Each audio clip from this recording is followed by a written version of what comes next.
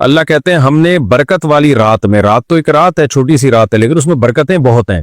اور کون سی رات ہے وہ؟ لیلۃ القدر، کیونکہ سورہ قدر میں آتا ہے انا انزلناہ فی لیلۃ القدر، ہم نے اس قرآن کو لیلۃ القدر میں نازل کیا ہے.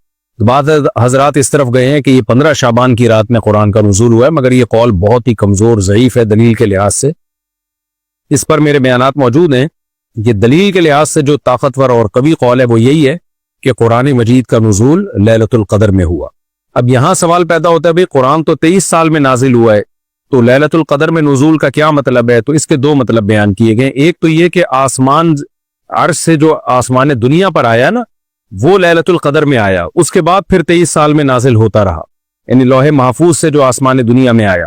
اور دوسرا قول یہ ہے کہ لیلۃ القدر میں اس کے نزول کی ابتدا ہوئی ہے، پہلی دفعہ جو وحی نازل ہوئی وہ لیلۃ القدر میں نازل ہوئی ہے.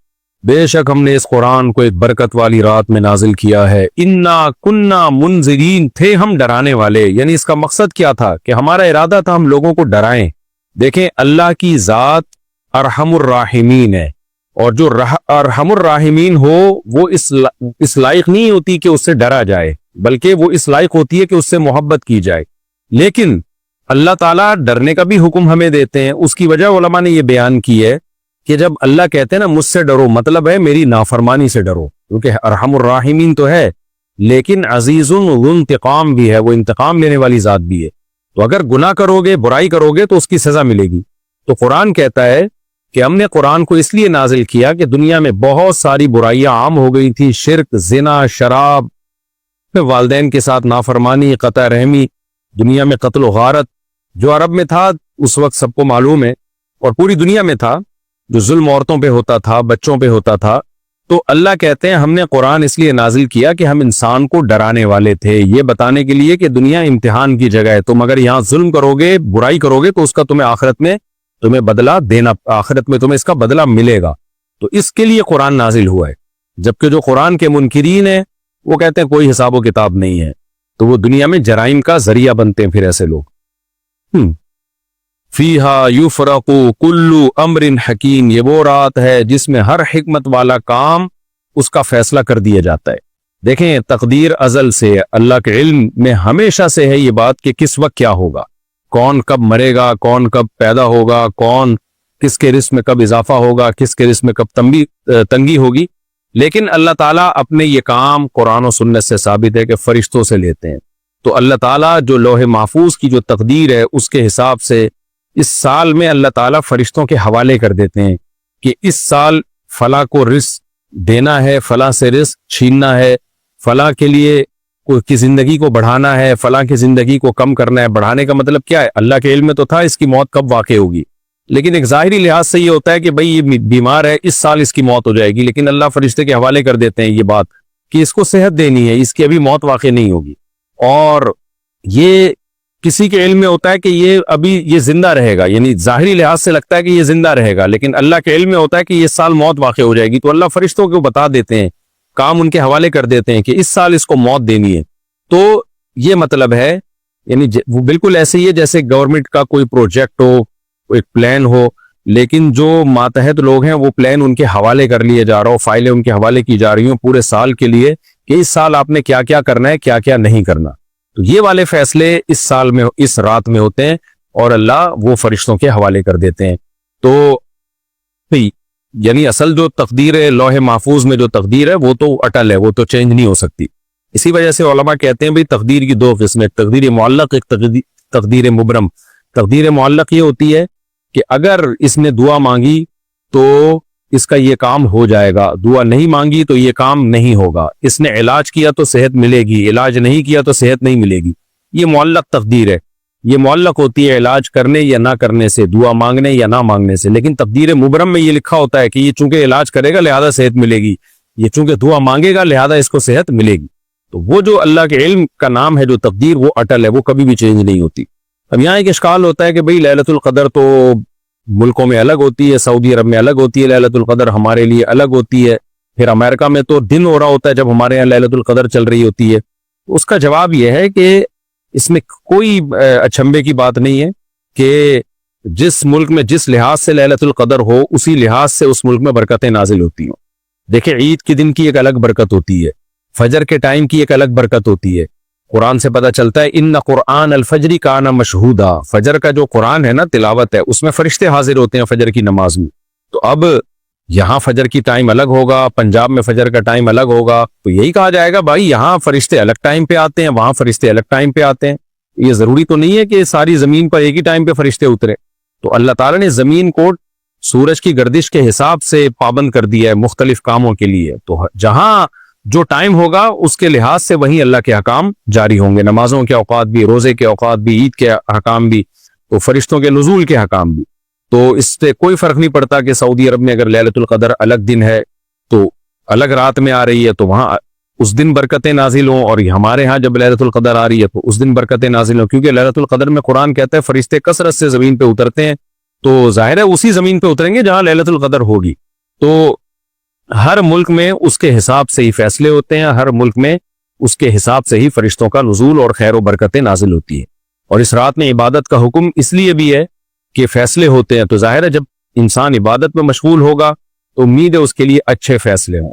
ہاں تقدیر مبرم میں ہوتا ہے کہ یہ چونکہ عبادت کرے گا اس لیے اس کے لیے اچھے فیصلے ہوں گے، یہ عبادت نہیں کرے گا بلکہ اس رات بھی گناہوں میں مبتلا ہوگا تو اس کے لیے فیصلے بھی پھر برے ہوں گے۔ تو یہ اللہ کے علم میں پہلے سے ہوتا ہے، اس لیے لیلۃ القدر میں انسان کو دعاؤں میں اور عبادات میں اس کا اہتمام کرنا چاہیے تاکہ پورے سال جو اس کے لیے فیصلہ ہو وہ برکت اور خیر والا فیصلہ ہو۔ امرم من عندنا، فرمایا اس رات میں جو فیصلے ہوتے ہیں امرم من عندنا، وہ ہماری طرف سے حکم بن کے ہوتے ہیں، ہمارا آرڈر ہوتا ہے کہ یہ فلاں کے ساتھ یہ ہوگا، فلاں کے ساتھ یہ ہوگا۔ انا کننا مرسلین، یہ دوسری حکمت اللہ نے بیان کی کہ ہم نے اس قرآن کو کیوں نازل کیا۔ ایک وجہ بیان کی انا کننا منذرین، ہم ڈرانے والے تھے لوگوں کو، اب اسی بات کو دوسرے انداز سے نازل کیا، ہم بھیجنے والے تھے کسی کو، یعنی پیغمبر۔ ہم نے قرآن اس لیے نازل کیا، ہم کسی کو میسنجر بنا کر اپنا پیغام لوگوں تک بھیجنے والے تھے، یہ نیت تھی تاکہ لوگوں کا اللہ سے رابطہ ہو، ورنہ اللہ سے رابطہ کیسے ہوگا، لوگوں کا خالق سے کیسے رابطہ ہوگا، اور لوگوں کو پتہ چلے کہ اللہ کن چیزوں کو پسند کرتا ہے، اللہ تم سے کیا چاہتا ہے اور کن چیزوں کو اللہ ناپسند کرتا ہے۔ رحمتا من ربک، اب چونکہ شروع میں اللہ نے بتایا نا کہ ہم نے قرآن اس لیے نازل کیا ہم تمہیں ڈرانا چاہتے تھے، تو اس سے یہ وہم ہوتا ہے کہ گویا قرآن لوگوں کے لیے زحمت ہے، معاذ اللہ ایک لوگوں کے لیے ایک مشکل کا ذریعہ ہے۔ تو اللہ نے بتایا نہ تمہارا رب یہ سب کام، قرآن کا نزول اور پیغمبر کا انتخاب، کسی کو پیغمبر بنانا، یہ سب اس لیے کر رہا ہے، یہ تیرے رب کی رحمت ہے، تو انسانوں پر رحم کرنے کے لیے تاکہ وہ جنت میں جائیں، دنیا بھی اچھی ہو آخرت بھی اچھی ہو۔ ہاں ڈرایا اس کو جا رہا ہے جو برائیاں کرے گا، تو اصل مقصد اس کا لوگوں کو جہنم میں لے جانا یا لوگوں کے لیے مصیبت بننا نہیں ہے، بلکہ اصل ہے لوگوں کو اللہ کی طرف لانا تاکہ ان کی دنیا بھی کامیاب اور آخرت بھی کامیاب۔ تو قرآن اصل میں رحمت ہے، زحمت نہیں ہے۔ اس کی مثال بالکل ایسے ہے جیسے نبی صلی اللہ علیہ وسلم پر جب قرآن نازل ہوا تو آپ نے جب لوگوں کو دعوت دینا شروع کی اور بہت شدید مخالفت ہوئی تو آپ بہت تنگی میں پڑ گئے، تو اس پہ قرآن نے کیا فرمایا، طٰہٰ ما انزلنا علیک القرآن لتشقیٰ، اے نبی ہم نے آپ پہ قرآن اس لیے نازل نہیں کیا کہ آپ مشکل میں پڑ جائیں۔ یہ آزمائشیں یہ تو ایک وقتی اور عارضی ہیں جو دعوت کی وجہ سے آپ پر آ رہی ہیں۔ قرآن کے نازل ہونے کا مقصد آپ کو مشکلات میں ڈالنا نہیں ہے بلکہ آپ کے مقام اور مرتبے کو بلند کرنا ہے، آپ کو پیغمبر بنانا ہے تاکہ آپ لوگوں کو نصیحت کریں، میسنجر آف گاڈ بن کے اللہ اور لوگوں کے درمیان آپ واسطہ اور ذریعہ بنے، لوگوں کا اللہ سے جو ہے رشتہ بحال کرنے کے لیے۔ مخلوق اور خالق میں جو ایک رشتہ ہوتا ہے کہ مخلوق خالق سے محبت کرے اور خالق کی عبادت کرے، یہ کام کروانے کے لیے ہم نے آپ کو ذریعہ اور وسیلہ بنایا ہے۔ رحمتا من ربک، یہ آپ کے رب کی رحمت ہے، انہ هو السمیع العلیم، بے شک وہ اللہ سننے والا اور جاننے والا ہے۔ ظاہر ہے جس کا علم کامل ہو اسے پتا ہے کہ کس کو پیغمبر بنانا ہے اور کب اپنے کلام کو نازل کرنا ہے۔ رب السماوات والارض وما بینہما، اور وہ معمولی رب نہیں ہے، وہ آسمانوں کا پالنے والا، وہ زمین کا پالنے والا اور جو کچھ آسمانوں اور زمین کے درمیان ان کا پالنے والا۔ ان کنتم موقنین، اگر تم اس کی بات پہ یقین کر لو، اللہ کی بات پہ یقین کر لو تو یہ یقین کر لو کہ یہ معمولی ذات کی طرف سے یہ نازل کردہ کلام نہیں ہے، اس کائنات کا جو خالق اور مالک ہے اس کی طرف سے یہ نازل کردہ کلام ہے۔ لا الہ الا ہو، اس کے سوا کوئی عبادت کے لائق نہیں، یہ اس کلام کا حاصل ہے، یہ اس کلام کا دعویٰ ہے۔ युहयी व युमीत, ताकतवर इतना है, जिंदगी भी देता है, मौत भी देता है। देखें, कुछ ताकतें अल्लाह ने इंसानों को भी दी हैं जो असबाब के अंदर है। वो ताकतें क्या है? हम गिलास को यहाँ से वहां कर सकते हैं, हम गिलास में पानी डाल सकते हैं, हम चल सकते हैं और कोई वजन उठा सकते हैं। लेकिन जिंदगी और मौत देना ये बहुत, क्योंकि अभी तक हयात को एक्सप्लेन ही नहीं किया जा सका है कि हयात की डेफिनेशन क्या है, जिंदगी किसे कहते हैं। तो बेजान से जिंदा को पैदा कर देना ये बहुत बड़ा कमाल है। इसलिए अल्लाह कहते हैं वो जिंदगी देता है, वो मौत देता है। रब्बुकुम, वो तुम्हारा रब है, यानी अल्लाह अपने वजूद के भी दलाइल दे रहा है कि ये खुद ब खुद नहीं हो सकता किसी चीज में जिंदगी पड़ जाना और मौत, जिंदा चीज से मौत और मौत से जिंदगी, ये ऑटोमेटिकली ये सिस्टम इंस्टॉल नहीं हो सकता इस दुनिया में, इस कायनात में और इन सेल्स में जो साइंसदान बोलते हैं ना ये खुद ब खुद हुआ, ये नहीं हो सकता। बल्कि कोई जात है जिसके हाथ में मौत और हयात है। वो तुम्हारा भी रब है और तुम्हारे आबाइकुमुल अव्वलीन, जो पहले बाप दादे गुजर चुके, उनका भी वही रब है। बल हुम फी शक्की यलअबून, होना ये चाहिए था कि ये सब बातें सुन के ये मान लेते, इनमें कोई बात ऐसी नहीं है जो फितरत के खिलाफ हो, नेचर को अपील न करती हो। कितनी आसान दावत है कुरान की। कोई खालिक है, हाँ भाई है, बिल्कुल। वो बंदों से राब्ते के लिए अपना कलाम नाजिल कर रहा है, जी बिल्कुल नाजिल कर सकता है, इसमें कोई अचंभे की बात नहीं है। उसने इसके लिए मोहम्मद सल्लल्लाहु अलैहि वसल्लम का इंतखाब किया, जैसे पहले पैगंबरों का इंतखाब किया था, हाँ भाई इंतखाब किया।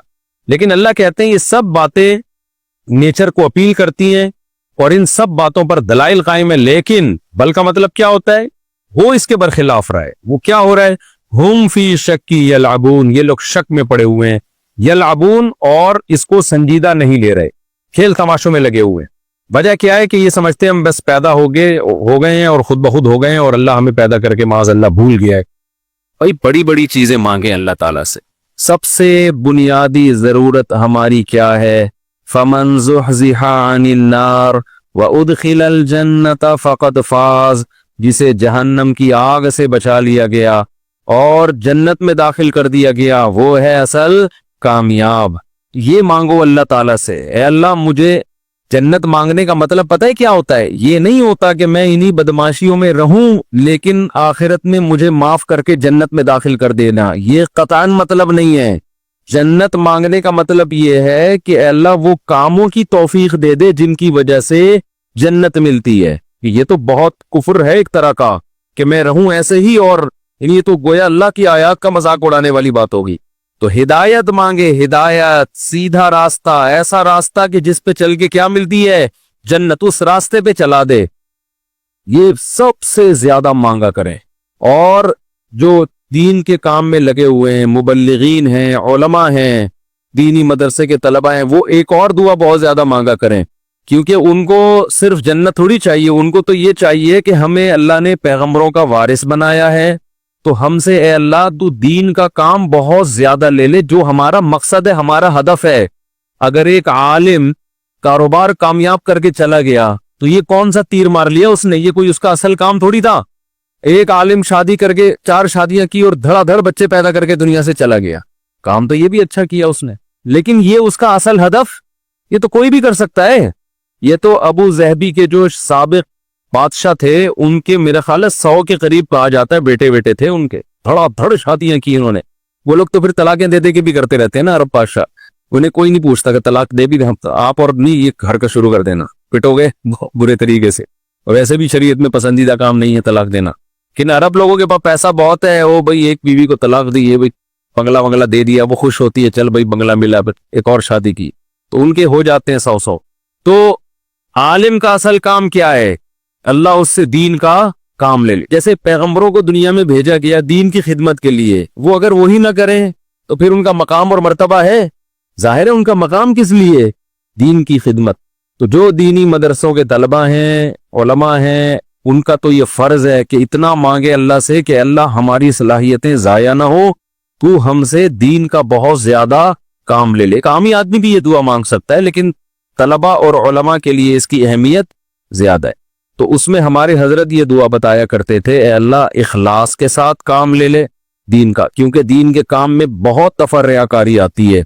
काम दीन का होता है लेकिन फिर आदमी की अपनी अना शामिल हो जाती है, अपनी पब्लिसिटी, मैं बड़ा बन जाऊं, मेरी प्रमोशन हो, मुझे लोग वाह वाह करें, ये नफ्स की ख्वाहिश इसमें क्या होती है? शामिल। और इससे दीन का काम तो हो जाता है آپ کو قیامت کے دن تکے کا بھی اجر نہیں ملتا. کیوں؟ حدیث میں آتا ہے ان اللہ رب یؤید ھذا الدین برجل فاجر او کما قال صلی اللہ علیہ وسلم. اللہ بعض دفعہ کسی فاسق سے بھی دین کا کام لے لیتے ہیں. اس کا اللہ کی نظر میں مقام نہیں ہوتا، لیکن بعض دفعہ کام اللہ اس سے لے لیتے ہیں، ہو جاتا ہے، لیکن مقبول نہیں ہوتا وہ. تو اخلاص کے ساتھ دین کے کام کی اللہ توفیق دے. کس کے ساتھ؟ اخلاص. دوسرا عافیت کے ساتھ. دین کے کاموں میں آزمائشیں بہت ہیں، جیلیں بھی ہیں، لوگوں کی صلواتیں بھی ہیں. تو انسان اللہ سے دعا یہی مانگے کہ عافیت کے ساتھ ہو جائے، آزمائشوں میں نہ گھروں میں.